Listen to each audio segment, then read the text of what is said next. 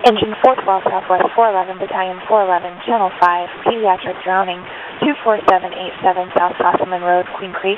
Engine 412 Southwest 411, Channel 5. Engine 412, good morning. Engine 412. This is a confirmed drowning. We're going to need an additional unit for an LZ. Launch Airvac 8. Alarm copies. We'll be launching Airvac 8 and starting Engine 411 as your second unit for LZ. LZ, go on. LZ, go ahead. Airvac 8 is on the ground. Copy, Airvac 8 on the ground. LZ, go on.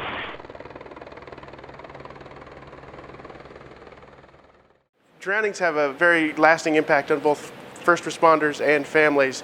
It's not your typical call. It affects people for years to come. I think all first responders can remember, who've been on an actual drowning, it's a very vivid memory for them, and they can remember every part of the call. When a person experiences a near drowning, there's a submersion that takes place, and when a person actually goes underneath the water, there's two things that can occur to that particular person. One is they can have a closure of their vocal cords, which ends up decreasing the amount of oxygenation that's going to go to the lungs, which means that they have decreased oxygen circulation throughout their body, decreasing the oxygen that comes to the brain. When there's water that actually enters below the vocal cords coming into the lungs, that water can be absorbed into the bloodstream, and it can break down red blood cells, which also decreases oxygenation that's going to be circulated around and decreases brain function, and hence people end up with brain injuries. It is vital to have first aid available to that person immediately. Those things could include rescue breathing and even CPR, and very early intervention with 911.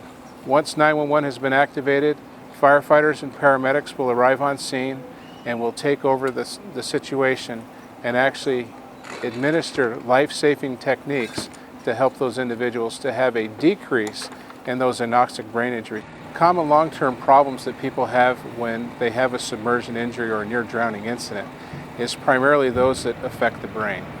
And when we affect the brain, we also affect the way that we speak, our manner of movement, and therefore we don't move well, and people end up in wheelchairs or at times can be completely bedbound.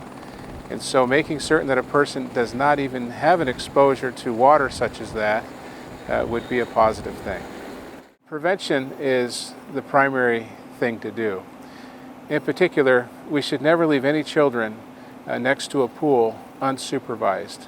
Adult supervision is always critical, and so never leave a child by a pool without an adult that's present. Every year we talk to people about pool safety and the needs for a pool fence and watch your kids around water, and one does not replace the other. At what point do we no longer have to remind people to watch your kids around water?